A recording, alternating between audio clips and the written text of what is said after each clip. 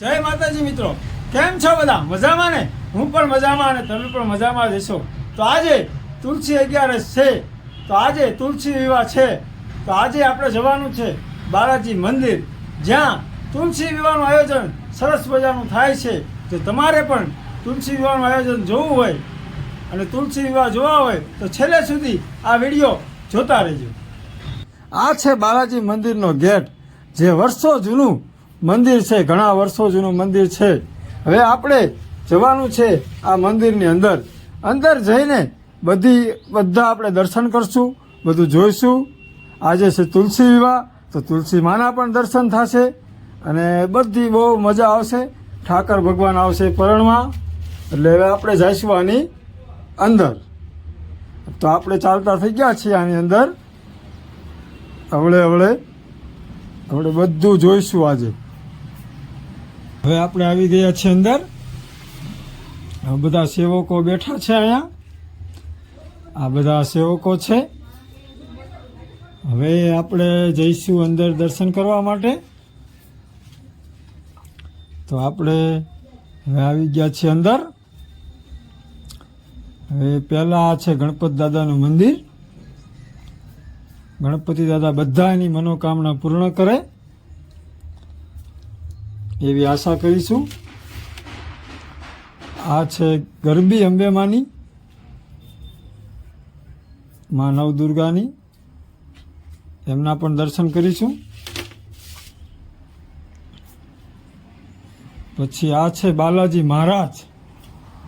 બાલાજી મહારાજ બધાની મનોકામના પૂર્ણ કરે એવા આપણે આશીર્વાદ લઈશું. તમે પણ દર્શન કરો બધા. રાધા કૃષ્ણ. આ છે રામજી મંદિર. બધાની મનોકામના પૂર્ણ કરે એવું બાલાજી મહારાજને પ્રાર્થના. આ છે હનુમાન દાદા. હનુમાન દાદાનું મંદિર, એમના પણ દર્શન કરીશું. આ છે જુગલદાસ બાપુ, એમની ગાદી છે આ.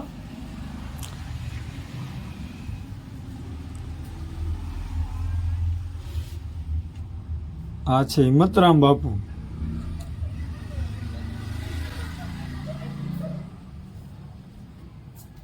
અને આ અત્યારે ગાદીપતિ છે યોગેશ બાપુ, અત્યારે હાલમાં છે ગાદીપતિ. આ છે ચોરી મંડપ તુલસી વિવાહનો. આ છે તુલસીમાં ગોરભા વિધિ કરે છે. અહીંયા ચાંદલો લખે છે. હવે આપણે જઈશું શિવના મંદિર પાસે, જ્યાં મહાદેવ છે. આ છે તુલસીમાં. હવે આ છે રામનાથ મહાદેવ, જે પુરાણી શિવલિંગ છે, ઘણા વર્ષો જૂની. હવે આપણે અંદર જઈને મહાદેવના દર્શન કરીશું. मेरे भोले के दरबार में सबका खाता है, चाहे गरीब हो चाहे अमीर हो उनको एक સમાન. ગમે તેવો હોય પણ ભોળાનાથને તો બધા સરખા જ હોય. તો આ છે ભોળાનાથના દર્શન. આ શિવલિંગના. આ જગ્યામાં ગાયો પણ ઘણી છે, ગૌશાળા પણ છે, થોડી ગાયો છે. જો આ બધી ગાયો બેઠી છે,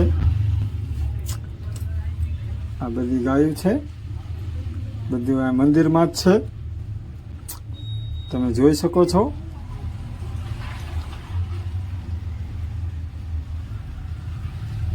હવે અહીંયા બાજુમાં બનાવે છે પ્રસાદ. આ બધા પ્રસાદ બનાવે છે. આજે તુલસી વિવાહ છે એટલે આ બધો મંડપ નાખેલો છે. સામે દેખાય ચબૂતરો છે. અને બાપુને અવનવા આયોજન અહીંયા ચાલુ જ હોય છે.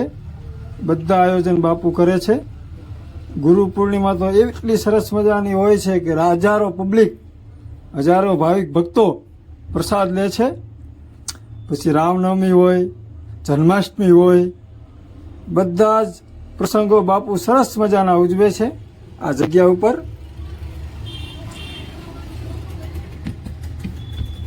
આ જગ્યા સરસ મજાની ખૂબ જ રાણપુરમાં અમારે છે. તમે ક્યારેક આવો તો તમને પણ મજા આવે. આ બાપુની બેઠક છે. આ બાપુનો હિંચકો ઝૂલો, બાપુ અહીંયા બેઠા હોય. હમણાં બાપુ બેસે ત્યારે પણ આપણે દર્શન કરશું. હમણાં અહીંયા ઝૂલે બેસવા આવે ત્યારે તમને પણ હું બાપુના દર્શન વ્યવસ્થિત કરાવીશ. આ છે બાલાજી મંદિરની બધી જગ્યા.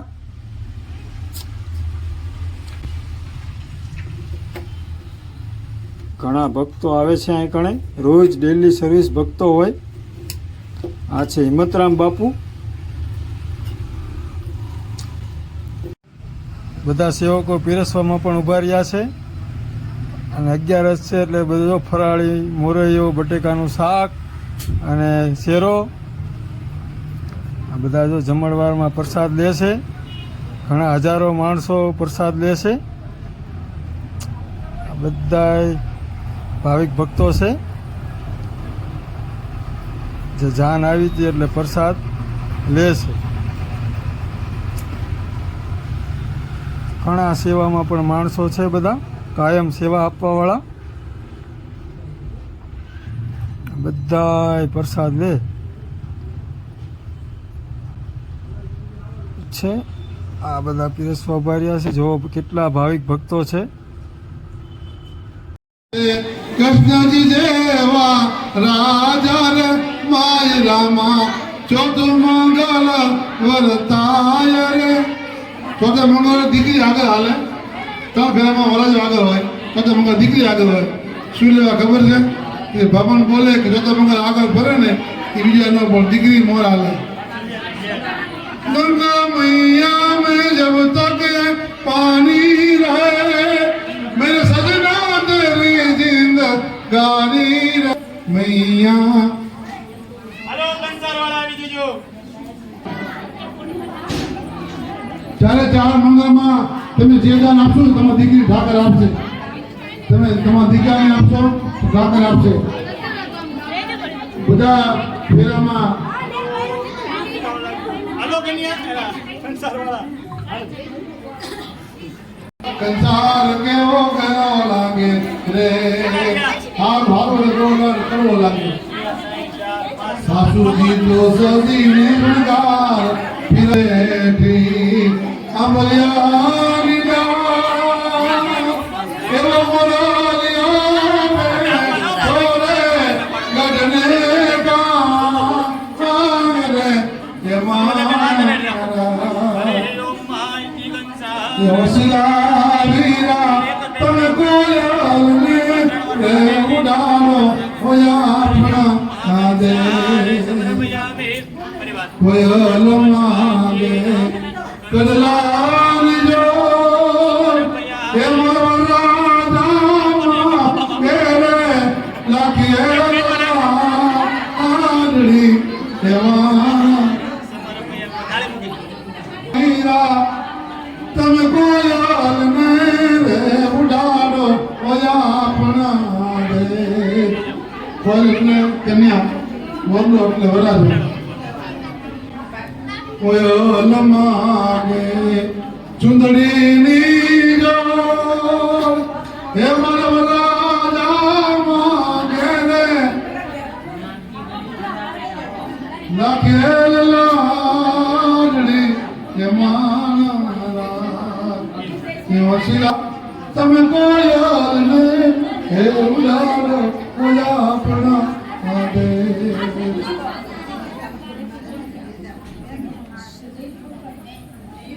વરાજા બેન ને કહે છે ઢોલ ઢોલકા લાડી ચાલો આપણા દે. દીકરી કે ઉભલાયો તો માગુ મારા દાદા પાસેથી દુકણા પૈકી લાગવાનું. તમારા ઘરે લગ્ન પ્રસંગમાં લગ્ન પ્રસાદ જેવી છે કે બીજાને ત્યાં જમવા જાય તો હાથ લખાવે છે, બરોબર. એના કરતા 1000 ગણા પર ફૂલ લેતો ફૂલની પાંખડી બધા ભક્તોને હાથ ગણામાં યોગદાન આપવા માટે નમ્ર વિનંતી છે. આપ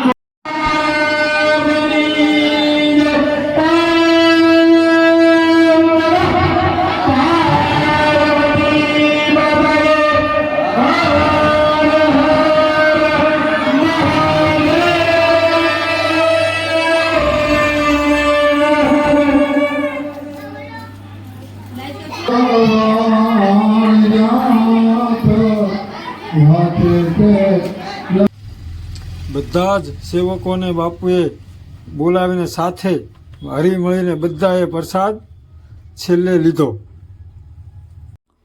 તો હવે આપણે કરીશું બાપુના દર્શન. બાપુ બેઠા છે હિંડોળા ઉપર, તો આપણે કરીશું બાપુના દર્શન. આ છે ગાદીપતિ અત્યારે યોગેશ બાપુ, જે અત્યારે હાલમાં ગાદીપતિ છે. આ હિંડોળા ઉપર બેઠા હોય છે, આ એમની બેઠક છે. તો બધા બાપુના દર્શન કરો. આ હતું અમારું બાલાજી મંદિર.